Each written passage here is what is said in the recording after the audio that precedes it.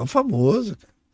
Isso aqui, ó, é o Martin Luther King. Quem nunca ouviu falar, né? Ele fez o grande discurso I have a dream. Eu tenho um sonho. Ali em 63, né? E ele é um dos caras mais icônicos e influentes ali da história dos Estados Unidos, do movimento pelos direitos civis, né? Então, num evento ali nesse evento onde ele fez o discurso, cara, o evento cheio, cara. Cadê aqui, ó? Evento lotado lá em Washington, né? Lotado. Ele foi numa marcha ali sobre empregos, liberdade. Foi no final dessa marcha, né? Também era contra a segregação racial, que é um problema que perdura nos Estados Unidos e não acontecia no Brasil. Tá? Não aconteceu porque a maneira como a coisa terminou aqui foi muito melhor do que como foi feita nos Estados Unidos. Aqui foi uma decisão da nossa sociedade, lá foi resolvida na bala. E ele estava nesse discurso aí, você vê, nos anos 60, cara, 63, ainda pedindo o fim do racismo, do apartheid. Então, os Estados Unidos naquela época estavam ali profundamente divididos pela segregação racial, particularmente no sul do país, onde as leis Jim Crow, que eram leis que institucionalizavam a discriminação contra os negros, em lei. Então, ao mesmo tempo, os movimentos ali por direitos civis estavam todos eles ganhando força, ali com os protestos, boicotes, desobediência civil, que era pacífica, tudo sendo usado para desafiar esse ambiente de opressão racial que existia lá mesmo. Então essa a marcha sobre Washington foi planejada como uma demonstração pacífica para chamar a atenção para as questões de desigualdade racial e econômica. Então mais de 250 mil pessoas participaram do evento, tornando-a uma das maiores manifestações da história dos Estados Unidos. Não chega nem aos pés das marchas que foram feitas aqui no Brasil, nas ruas desde 2013. Não chega nem aos pés. Mas essa foi uma das maiores lá dos Estados Unidos. Tá? A marcha sobre Washington ali reuniu líderes de diversas organizações de direitos civis, de sindicatos, de grupos religiosos, todo mundo que estava ali, cada um representava uma coisa diferente, tá? E o objetivo principal era pressionar o governo americano para aprovar leis que garantisse a igualdade de direitos e oportunidade para todos, independentemente de raça, tá? E entre as demandas específicas estavam ali a eliminação da segregação nas escolas públicas, tá? E uma lei de direitos civis significativa que desse proteção contra a brutalidade policial, tá? Isso acontecia mesmo. E eles também falavam sobre programas federais de apoio ao emprego, que a quantidade de pessoas desempregadas era muito grande, porque se recusava a contratar negros em algumas regiões. Olha que diferença aqui do Brasil, né? Então, a marcha começou ali no monumento do Washington, né? E culminou ali em frente ao Memorial Lincoln, onde vários líderes, incluindo aí o Martin Luther King, se dirigiam à multidão. O discurso do King, que era o I have a dream, eu tenho um sonho, era o último. Ele estava na programação para ser o último.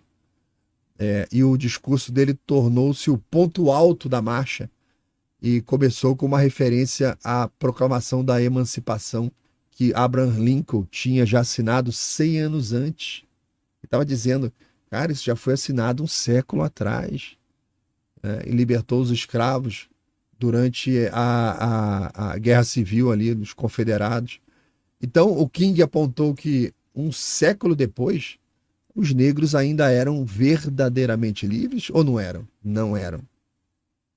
E que ainda enfrentavam discriminação e desigualdade em todos os aspectos da vida americana. E a parte mais memorável do discurso, onde ele repetidamente afirmava, eu tenho um sonho, I have a dream, eu tenho um sonho, eu tenho um sonho. Ele compartilhava a visão de um futuro onde as pessoas de todas as raças viveriam juntas, em harmonia, onde os filhos, né, dos ex-escravos e os filhos dos ex-donos de escravos poderiam se sentar juntos à mesa numa fraternidade e onde as pessoas seriam julgadas não pela cor da sua pele, mas pelo conteúdo do seu caráter. Ou seja, o sonho do Martin Luther King já acontecia no Brasil.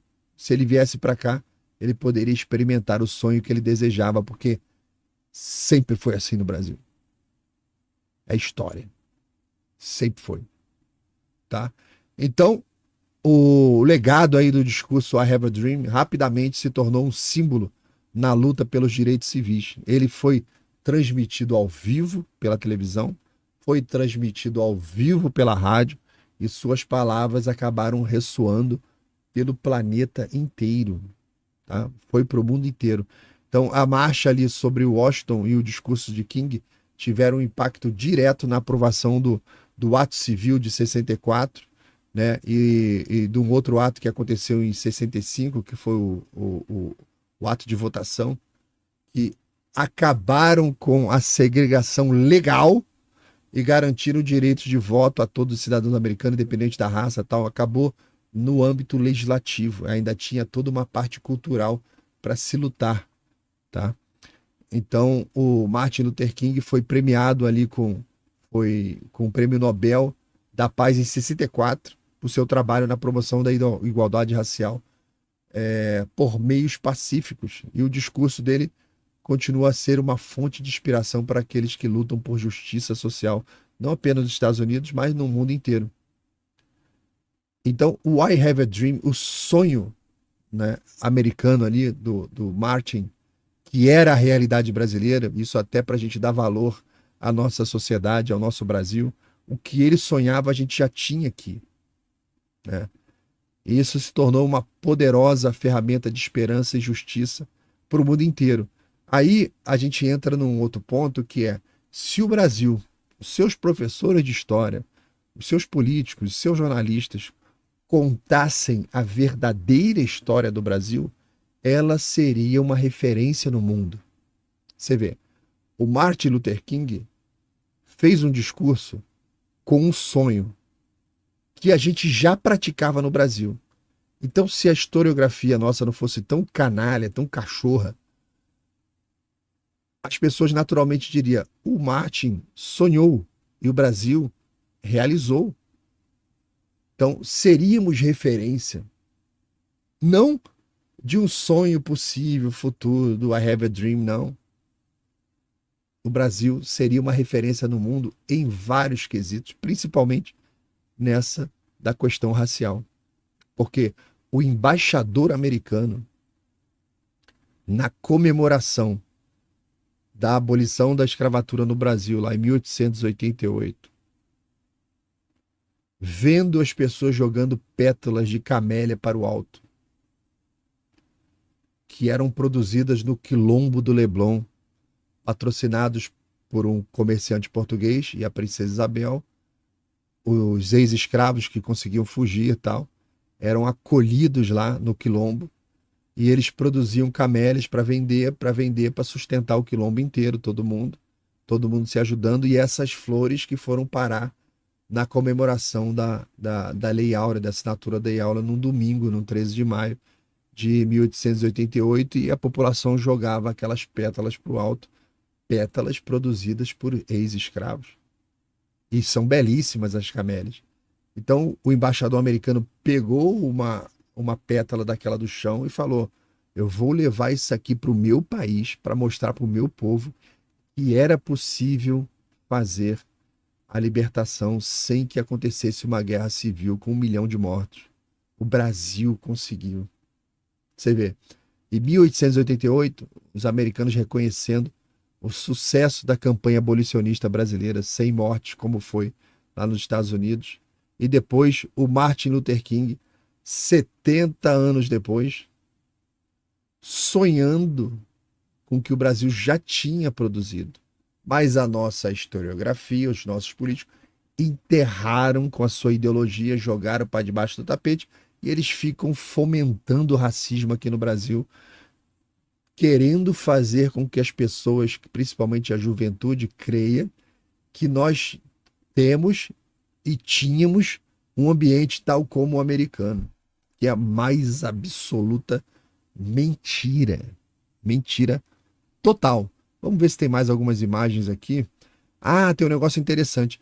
Não tem relação oficial direta, mas não tem nenhuma comprovação, mas alguns anos depois, aquele grupo ABBA lançou um disco chamado... lançou uma música chamada I Have a Dream. E aí, você que chegou agora aqui no final do vídeo, cara, obrigado por chegar aqui, importante isso. Curte, compartilha, se inscreve no canal, entra no clube de assinantes, faz o que você puder aí para ajudar o Palhaço a trazer mais notícias. Obrigado, tá? E bota no grupo da família, fala assim, olha o Palhaço. E você também pode mandar dica, se você acha que tem alguma notícia que você queira ser comentada, é só me marcar nas redes sociais, procura aí Laudelino RJ, bota no Twitter, bota no Instagram, vai marcando aí que a gente traz e comenta aqui. Valeu, galera, um abraço.